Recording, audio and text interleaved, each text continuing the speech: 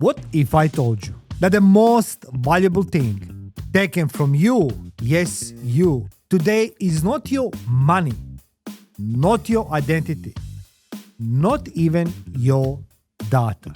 It's your intimacy. That's correct.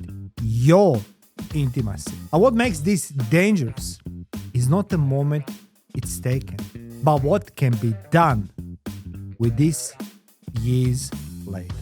Because once a private moment becomes recorded, it stops being private. It becomes a tool of leverage.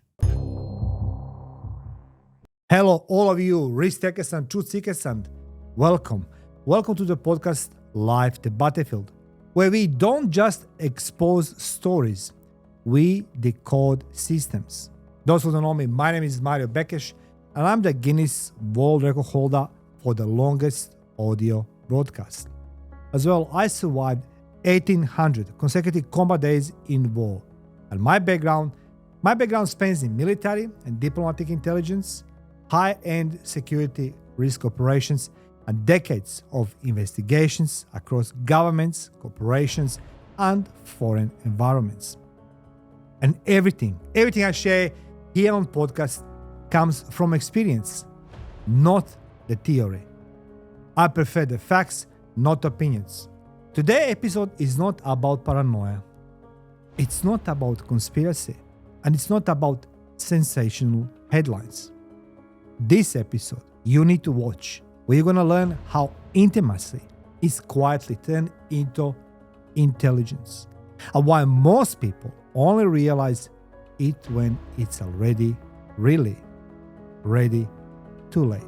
Let me go back in my childhood and my past, good old communist times where we had nothing. However, I still remember the first time VCR, video recorder, entering my life. I was a teenager, and VCR in mid-80s felt like a revolution. You'd run to the local store, pick up that movie, escape reality for a few hours. However, there was one film stayed with me. You know that film. It's called The Running Man. People hunted, broadcast live, entertainment built on exposure. Back then, it felt unrealistic. Truly unrealistic. That was the movie in mid-80s. What feels unrealistic now is how long we believed privacy was guaranteed. Is it guaranteed? Running Man. In intelligence work, which I conducted through a couple decades, surveillance is not about watching. It's about future control. I want you to think about surveillance. Surveillance is not about watching somebody, observing and just recording. It is about future control. After all these intelligence agencies, what do you think what they're doing? They're just observing? No.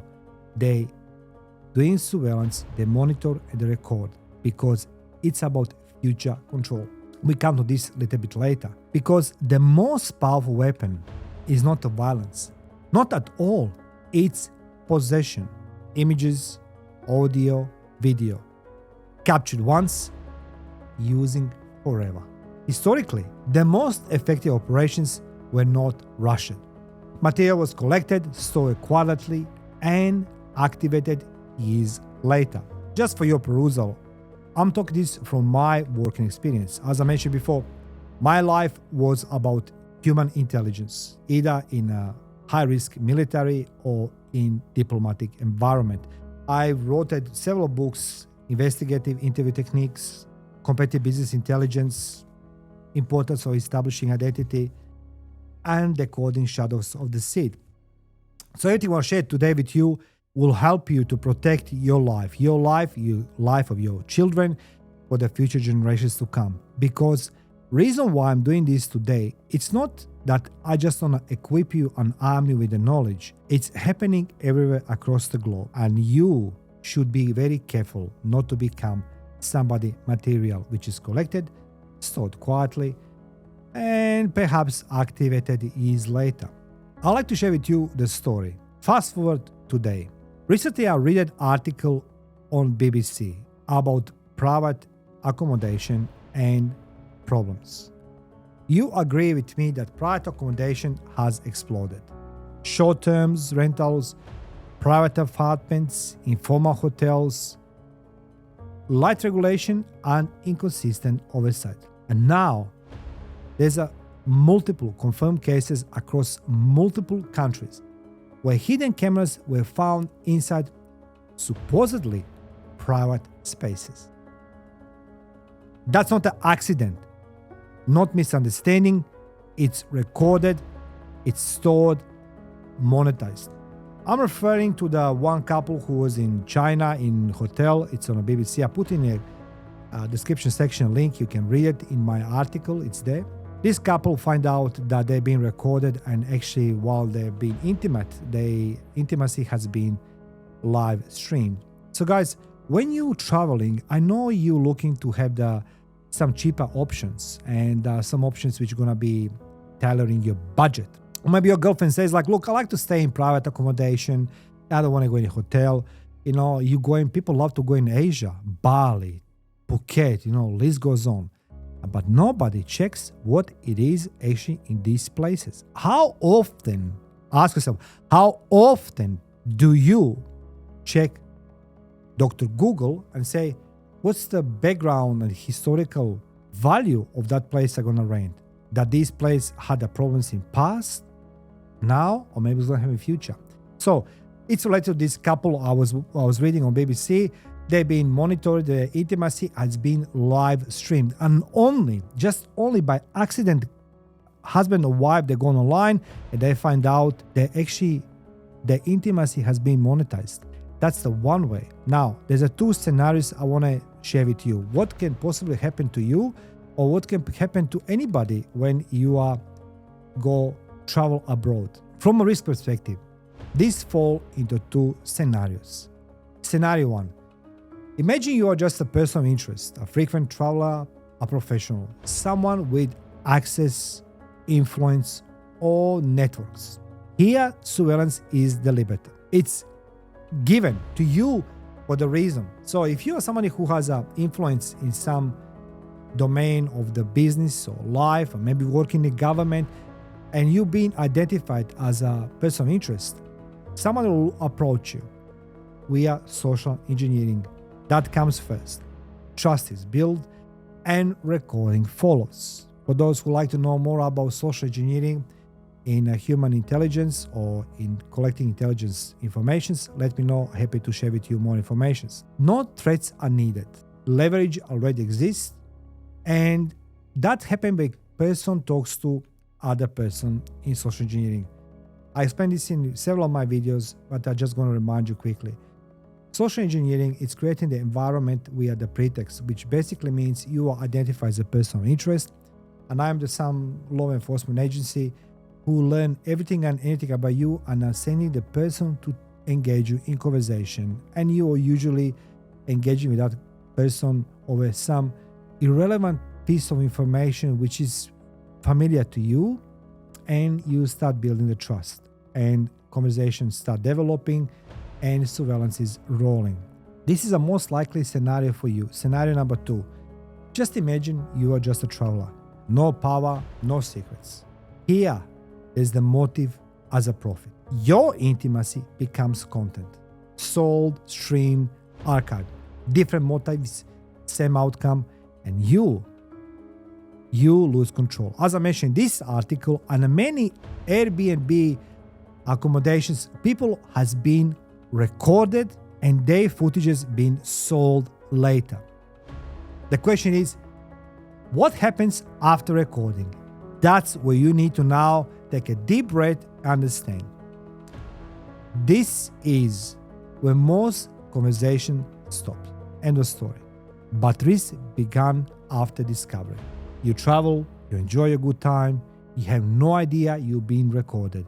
You didn't check the fire alarms, maybe that mirror on the wall, it's not fixed, maybe you can peek behind the mirror. Maybe you can check, is that clock on a TV, it's a real or it's a camera inside? Guys, maybe you don't know, but I'm doing quite a lot in private investigations as well. So there's a lot of tools there you can buy online and people can install that you don't even have idea they've been installed. But if you just show a little bit of curiosity and you peek behind the picture, behind the mirror, you see some lights in the dark, flashing somewhere, pay attention. Because during your holiday, when you rented a place, you have no idea what's happening with your intimacy. In intelligence work, recently I was in Berlin for work and I was doing quite a lot of the Stasi, East German secret police. Their modus operandi, I was studying how they recorded people in their homes, what methods they use and everything else. So intelligence agencies usually going to record you. You don't have idea it's happening to you for their reasons and their purposes. However, if you're just a traveler who goes in foreign country to enjoy the good time, ask yourself how safe this place it is. We're talking about private accommodations, private hotels. A hidden camera isn't dangerous because it watches. It's dangerous because it creates options. Images can be used for extortion, turned into deepfakes, resurfaced during disputes, or weaponized years later when context no longer protects you. Time does not reduce the risk. What time does, it actually amplifies. Imagine you are in a relationship with somebody right now, maybe with your mistress, and somebody knows that piece of information can help him or her or them to leverage in future, maybe to blackmail you, coerce you into something. Think. Most of people say most hosts are decent. Platforms, paying cameras. These cases are very rare. Perhaps that's all true. Perhaps. And all miss the point. Point is that risk management does not focus on averages. It focuses on tail events. One recording can undo a lifetime. I want you to accept prevention without fear, because this isn't about fear. It's about realism. Privacy today is not secrecy. It's control over life cycle. And you need to understand where risk increases. Limit exposure. Respect reputational hygiene. The way you respect financial hygiene. Because in the digital age, existence itself creates the value. Before I wind up this episode, I like to share with you some of my life experiences. And as I say, they are in books for the professionals and everybody who's interested in investigations, interrogations, and their techniques.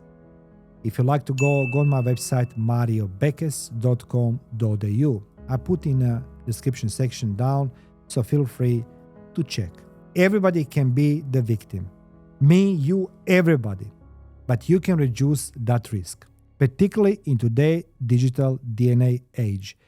When you travel, when you go somewhere, any type of device can be planted and streamed across the countries that you don't even know who was there. For example, you can go on a ship with your wife, your girlfriend, and somebody can plant devices in that room. Do you really think that shipping company is going to check that room against some devices? No.